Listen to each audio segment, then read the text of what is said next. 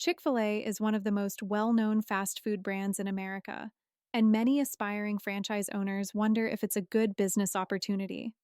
The answer depends on what an investor is looking for. Chick-fil-A is highly selective.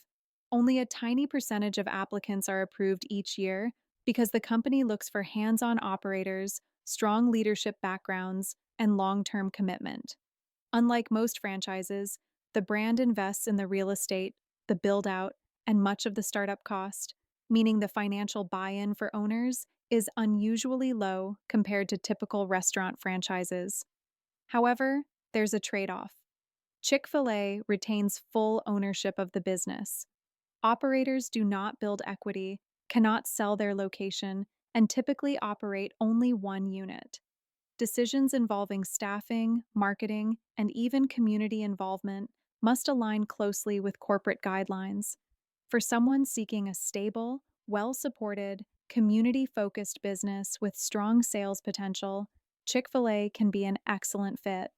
But for investors wanting multi unit expansion, equity ownership, or scalable long term asset value, it may not be the ideal model. We can help you explore franchise options that match your investment goals.